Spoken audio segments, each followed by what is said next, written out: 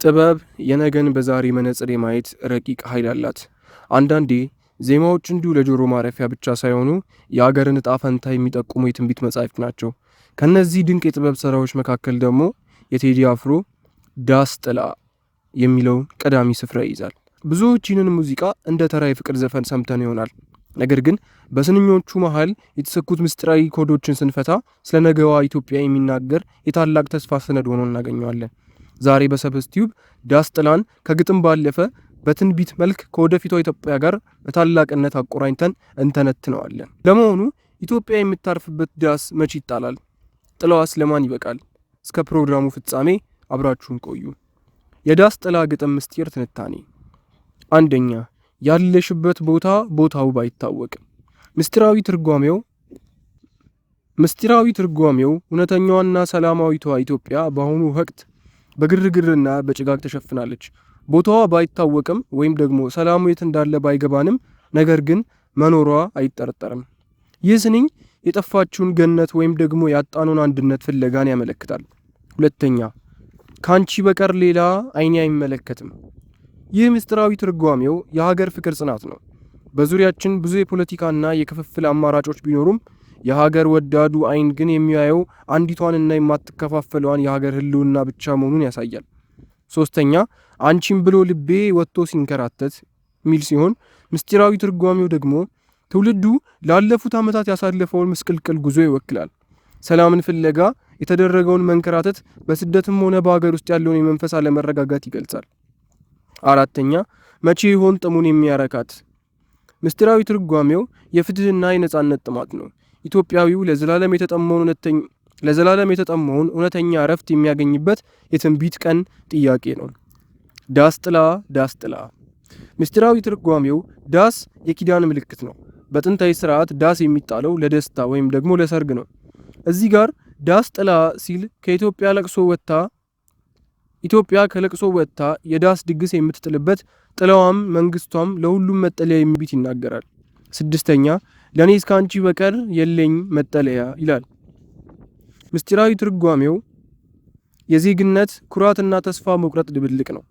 ከኢትዮጵያ ውጭ ሌላ መጠለያ እንደሌለን፣ ሀገር ከጠፋች የሁላችንም ህልውና እንደሚያከትም የሚያስጠነቅቅ ታላቅ ምስጢር ነው።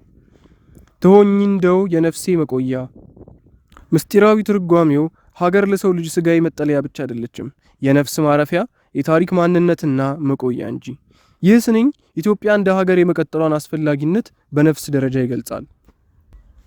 ስምንተኛ፣ ትላንት በህልሜ አይቼሽ ነበረ። ምስጢራዊ ትርጓሜው ትላንትን የምንለው የታላቅነታችንን ታሪክ ነው። በታሪካችን አይተነው የነበረውን ስልጣኔና ክብር አሁን በናፍቆት እያየነው መሆኑ ያ የታላቅነት ራዕይ ወይም ደግሞ ህልም ተመልሶ እንደሚመጣ ይጠቁማል። ዘጠነኛ፣ ዛሬ ግን የለሽም ልቤ ተሰበረ። ምስጢራዊ ትርጓሜው ወቅታዊው የሀገሪቱ ሁኔታና የህዝቡን ስቃይ ይገልጻል። ያቺ የምናውቃት ኢትዮጵያ ዛሬ ጠፋች መስላ በመታየቷ የተፈጠረውን የትውልድ የልብ ስብራት ያሳያል። አስረኛ፣ ፍቅርሽ እንደ ሰርክ ውስጤን ያቃጥላል። ምስጢራዊ ትርጓሜው ሰርክ ወይም ደግሞ ዘወትር የሚለው ሃይማኖታዊ ቃል ያለው ነው። የሀገር ፍቅር እንደ እምነት በልብ ውስጥ የሚነድ እንጂ የማይጠፋ መሆኑን ይህም እሳት ነው ሀገሪቱን ከጥፋት ጠብቆ ለነገ የሚያቆያት የሚል ምስጢር አለው። 11ኛ፣ ፍለጋሽ አድክሞኝ ብዞር ላገኝሽ የሚለው ሲሆን ምስጢራዊ ትርጓሜውን ስንፈታው ኢትዮጵያ ላለፉት 10 ዓመታት በፖለቲካ በኢኮኖሚና በማህበራዊ ለውጦች ውስጥ ያደረገችውን አድካሚ ጉዞ ይወክላል። መዞር የተባለው የተሞከሩት ልዩ ስርዓቶችና ርዕዮተ ዓለማት ሲሆኑ ውጤታቸው ግን ድካም ብቻ መሆኑንና እውነተኛዋን ኢትዮጵያ ወይም ደግሞ ሰላሟን ገና እንዳላገኘናት ይገልጻል። 12ኛ፣ ወዴት ይሆን ቦታው ያረፍሽበት ባቲኝ የሚለው ሲሆን እዚህ ጋር ደግሞ እረፍት የሚለው ቃል ትርጉም አለው። ኢትዮጵያ ሰላም የምታገኝበትና የምታርፍበት ቦታ ወይም ደግሞ ሁኔታ የት ነው የሚል ጥያቄ ነው። ይህ ስንኝ ትውልዱ ከጦርነትና ከግርግር ወጥቶ ወደ እርቅና ወደ እረፍት የሚመራውን መንገድ በናፍቆት መጠየቁን ያሳያል። 13 የነፍሴ መቆያ። ምስጢራዊ ትርጓሜው ሰው ያለ ሀገር ስጋዊ አካል ብቻ ነው። ነፍስ የምትቆየው ማንነት የሚከበረውና ታሪክ የሚቀጥለው ሀገር ስትኖር ነው። ይህ ስንኝ ኢትዮጵያ ለልጆቿ ኦክሲጅን መሆኗንና ያለሷ መኖር ትርጉም አልባ መሆኑን የሚገልጽ የፍልስፍና ጥልቀት ያለው ስንኝ ነው። የኔ እመቤት ሆይ ቶሎ ተመለሺ። እመቤት የሚለው ቃል ለሀገር የተሰጠ ታላቅ ክብር ነው። ኢትዮጵያን እንደ እናት፣ እንደ ንግስትና እንደ ክብር ባለቤት ያያታል።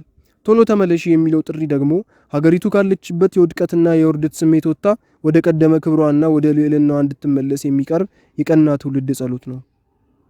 ልቤን አጽናኙ እንዳይሆን አልቃሺ። ይህ ትርጉም አሁን ያለውን የህዝብ ሰቆቃና ለቅሶ ይገልጻል። አልቃሽነት ይብቃን፣ በምትኩ ደግሞ መጽናናትና ሰላም ይምጣልን የሚል ተማጽኖ አለው። የነገዋ ኢትዮጵያ የእንባ ሳትሆን የፈገግታ ሀገር እንደምትሆን ትንቢታዊ ምኞትን ያሳያል።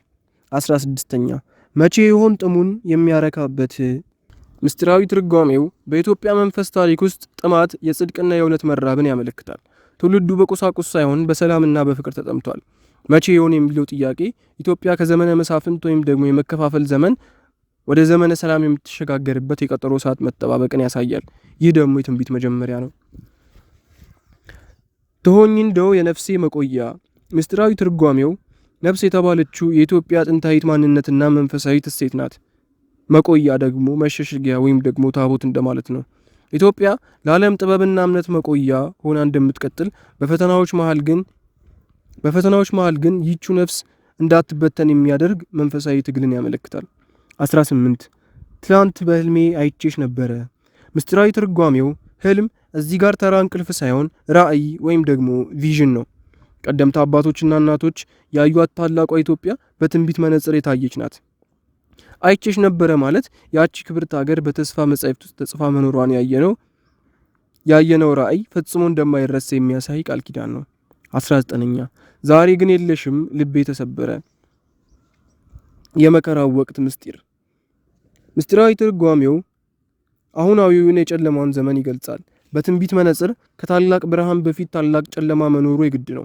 ልብ መሰበሩ ለታላቅ ለውጥና ለንስሐ መዘጋጀትን ያሳያል። ኢትዮጵያ ዛሬ የጠፋች መምሰሏ ነገ በታላቅ ግርማ ለመገለጥ መሆኑን የሚጠቁም ድብቅ መልእክት አለው። ዳስ ጥላ የመለያው ምስጢር። ትርጓሜው ጥላ በኢትዮጵያ ምስጢራዊ ትርጓሜ የእግዚአብሔር ጥበቃ ነው። በልዑል መጠጊያ የሚኖር ሁሉን የሚችል አምላክ ጥላ ስር ያልፋል እንደሚለው መዝሙር ኢትዮጵያ በመጨረሻም ዘመን በፈጣሪ ልዩ ጥበቃ ወይም ደግሞ ጥላ ስር ገብታ ዓለም በግርግር ስትታመስ እሷ ግን የሰላም ዳስ ሆና እንደምትቆይ ይተነብያል። የአንድነት ዳስ ከልዩነት ወደ ስምምነት። በሙዚቃው ውስጥ ዳስ የሚለው ቃል መጠለያና ጥላን ወይም ደግሞ ስብሰባን ይወክላል። ወደፊት የምንመኛት ኢትዮጵያ ሁሉም ዜጋ በነጻነት የሚኖርባት፣ ልዩነቶች የውበት መግለጫ እንጂ የጥል ምክንያት የማይሆኑባት ትልቅ ዳስ ናት። ቴዲ ዳስ ጥላ ሲል ነገ ኢትዮጵያ የልጆቿ ሁሉ መጠለያ የሰላም አውድማ እንደምትሆን ፍንጭ ይሰጠናል። ሁለተኛ የትንሣኤው ብርሃን ከጨለማ በኋላ። የሙዚቃው ዜማ ካለው ረጋ ያለና መንፈስን የሚያድስ ስሜት አንጻር ኢትዮጵያ ካለፈችበት የፈተና ወቅት ወጥታ የምታገኘውን የሰላም ዘመን ይተነብያል። ግጥሞቹ የቆየውን የፍቅር ፍለጋና መናፈቅን ያሳያሉ። ይህ ማለት ኢትዮጵያ የጠፋውን የቆየ አብሮነት የመኖር እሴታቸውን መልሶ የሚያገኙበት፣ ዳስ ተጥሎ የሰላም ድግስ የሚደገስበት ቀን ሩቅ እንዳልሆነ አመላካች ነው። ሶስተኛ የፍቅር ሉዓላዊነት። ቴዲ አፍሮ እይታ ፍቅር የፖለቲካም ሆነ የኢኮኖሚ መፍትሄዎች ሁሉ ቁንጮ ነው። ዳስ ጥላ የሚለው ዜማ በፍቅር የሚገነባ ትውልድን ይስላል። የወደፊቷ ኢትዮጵያ በጠመንጃ ሳይሆን በፍቅር ቃል የምትመራ፣ በቂም ሳይሆን በይቅርታ የምትታደስ መሆኗን በዜማ ውስጥ እንገነዘባለን። የዳስ ጥላ የቁጥር ምስጢራዊ ኮድ። አንደኛ የአራት ማዕዘን ምስጢር ወይም የዳስ ምሰሶዎች። በተለምዶ ዳስ እንዲቆም ቢያንስ አራት ዋና ዋና ምሰሶች ያስፈልጉታል። በትንቢታዊ መነጽር ሲታይ አራቱ ማዕዘናት ከኢትዮጵያ ከአራቱም አቅጣጫ ሰሜን፣ ደቡብ፣ ምስራቅና ምዕራብ ተበታትነው የነበሩ ልጆቿ በአንድ ዳስ ስር የሚሰበሰቡበት ታላቁን አንድነትን ያመለክታል። ሁለተኛ አራቱ ንጥረ ነገራት። ዳስ ከምድር አፈር ይቆማል፣ በንፋስ ይወዛወዛል፣ ለፀሐይ ወይም ደግሞ እሳት ጥላ ይሆናል፣ በዝናብ ወይም ደግሞ ውሃ ይረሰርሳል። ይህ የሚያሳየው ኢትዮጵያ በተፈጥሮ ኃይላት የታገዘችና ዳግም የምትለመልም ሀገር መሆኗን ነው። ሁለተኛ የአንድ ምስጢር ወይም ደግሞ የጥላው አንድነት። ዳስ ጥላ ሲባል አንድ ነው። ብዙ ሰዎች ቢጠለሉም ጥላው ግን አይከፋፈልም። ምስጢሩ ኢትዮጵያ ምንም ያህል ብሔርና ቋንቋ ቢኖራትም ኢትዮጵያዊነት የሚለው ጥላ ግን አንድ መሆኑንና ያ ጥላ ካልኖረ ሁሉም እኩል ለፀሐይና ለዝናብ እንደሚጋለጡ ያስጠነቅቃል። ለእኔ ከአንቺ በቀር የለኝም መጠለያ የሚለው ስንኝ ይህንኑ የአንድነት ፈላጊነትን ያረጋግጣል። ሶስተኛ የሁለት ምስጢር ወይም ደግሞ ጥንድነትን ፍለጋ። በግጥም ውስጥ እኔና አንቺ ወይም ደግሞ ፈላጊና ተፈላጊ የሚሉ ሁለት አካላት አሉ። ምስጢሩ የትንቢት መጻሕፍት ሁለት የቃል ኪዳን ቁጥር ነው። ሀገርና ሕዝብ፣ ፈጣሪና ፍጥረት ያላቸውን ሁሉ ጥብቅ ቁርኝነት ያሳያል። አንዱ ያለ አንዱ ትርጉም የላቸውም።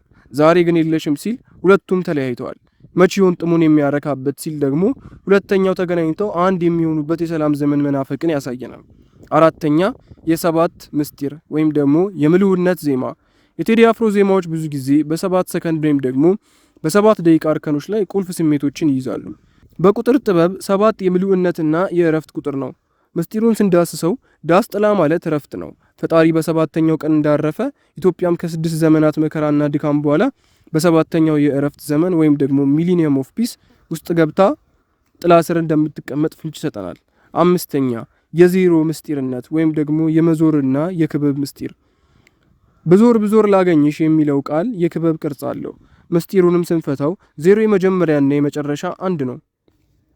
ኢትዮጵያ ከጥንታዊ ክብሯ ተነስታ ዓለምን ዞራ ድካም ላይ ብትሆንም መጨረሻዋ ግን የቀደመ ክብሯ ወይም ደግሞ ወደ መነሻዋ መመለስ መሆኑን ያሳየናል። መዞር ፍለጋ ብቻ ሳይሆን የታሪክን ዳግም መመለስ ወይም ደግሞ ሳይክል ኦፍ ሂስትሪ ያመለክተናል። የ8 ቁጥር ምስጢር የአዲስ ኪዳንና የትንሣኤ ምልክት። በመጽሐፍ ቅዱሳዊና በኢትዮጵያ አሃዛዊ ጥበብ 8 ቁጥር የአዲስ ጅምር ወይም ደግሞ ትንሣኤ ምልክት ነው። 7 የፍጥረት ቀናት ካለፉ በኋላ በ8ኛው ቀን የዘላለም እረፍት ተብሎ ይጠራል። 8ኛው ወር 8ኛው ቀን ሲገጣጠም ደግሞ የድርብ ትንሣኤ ወይም ደግሞ ኢትዮጵያ ከቆየችበት የመከራ አዙሪት ወጥታ ወደ አዲስ የታሪክ ምዕራፍ የምትገባበት የመጠለያ ወይም ደግሞ ዳስ ጥላ ቀንን ያመለክታል። ሁለተኛ የዳስ 8 ምሰሶች። የ08 የ8ኛው ቀን 8ኛው ወር የ2018 ምስጢራዊ ትንተና። የ8 ቁጥር ምስጢር የአዲስ ኪዳንና የትንሣኤ ምልክት። በመጽሐፍ ቅዱሳዊ ጥበብ የ8 ቁጥር የአዲስ ጅምር ወይም ደግሞ ትንሣኤ ምልክት ነው። 8ኛው ቀን የዘላለም እረፍት ተብሎ ይጠራል። በ8ኛው ወር 8ኛው ቀን ሲገጣጠም ደግሞ ድርብ ትንሣኤ ወይም ደግሞ ኢትዮጵያ ከቆየችበት የመከራ አዙሪት ወጥታ ወደ አዲስ የታሪክ ምዕራፍ የምትገባበት የመጠለያ ወይም ደግሞ የዳስ ጥላ ቀንን ያመለክታል። ሁለተኛ የዳስ 8 ምሰሶች። በጥንታዊ ምስጢራዊ ትርጓሜ ታላቅና ዘላቂ የሆነ ዳስ ወይም ደግሞ መጠለያ እንዲቆም 8 ምሰሶች 4 በውስጥ 4 በውጭ ያስፈልጉታል። ትንቢቱም 8ኛው ቀን 8ኛው ወር 2018 ኢትዮጵያ በአራቱም ማዕዘናት በአራቱም ንፋሳት ያሏትን ልጆች ተሰባስበው መንፈሳዊና ስጋዊ አንድነታቸው የሚጸናበት የሀገሪቱ የሰላም ዳስ ጸንቶ የሚቆምበት የምስጢር ቀን ነው። ሶስተኛ የ2018 ዓመተ ምህረት ስሌት ወይም ደግሞ የክብር መመለሻ። 2018 በኢትዮጵያ የዘመን አቆጣጠር ውስጥ ካሉት ቁጥሮች ጋር ሲደመር 2 ሲደመር 0 ሲደመር 1 ሲደመር 8 11 ይሆናል። ይህ ደግሞ በቁጥር ጥበብ የመሸጋገሪያ ወይም ደግሞ ትራንዚሽን እና ደግሞ የመገለጥ ቁጥር ነው። የትንቢቱ ፍቺ ኢትዮጵያ ከ2017 የመከራና የፈተና ማጠናቀቂያ ወጥታ በ2018 የዳስ ጥላ የምታርፍበት ዓመት መሆኑን ይጠቁማል። በተለይ ነሐሴ ወይም ደግሞ 8ኛው ወር የክረምቱ ማብቂያ ወይም ደግሞ የብርሃን የመስከረም መቃረቢያ በመሆኑ ሀገሪቱ ከጭጋግ ወደ ብርሃን የምትሸጋገርበትን ወቅት ያሳያል። አራተኛ ያለሽበት ባይታወቅም እና የነሐሴ ምስጢር። በነሐሴ ወር ሰማዩ በደመና ይሸፈናል። ፀሐይ ያለችበት ባይታወቅም ግን አልጠፋችም። ትንቢታዊ ትርጓሜው ቴዲ አፍሮ ያለሽበት ቦታ ባይታወቅም ሲል እስከ ነሐሴ 2018 ድረስ የኢትዮጵያ ሰላም የተሰወረች በደመና የተሸፈነች ትመስላለች።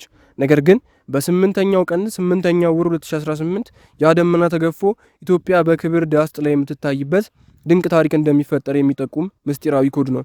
በመጨረሻም የቴዲ አፍሮ ዳስ ጥላ ሙዚቃ ተራ ዜማ ሳይሆን ኢትዮጵያ ካለችበት የመከራ ፀሐይ ወጥታ በፈጣሪ ጥበቃና በልጆቿ አንድነት ጥላ ስር የምታርፍበት የትንሣኤ አዋጅ ነው። ዛሬ ያለችበት ባይታወቅም ነገ ግን በክብር መገለጧ አይቀሬ ነው። የነገዋን ኢትዮጵያ ተስፋ በጋራ እንሰንቅ። ሰበስቲዩብ ነበርን። ሰላም ለሀገራችን፣ ሰላም ለሕዝቦቿ።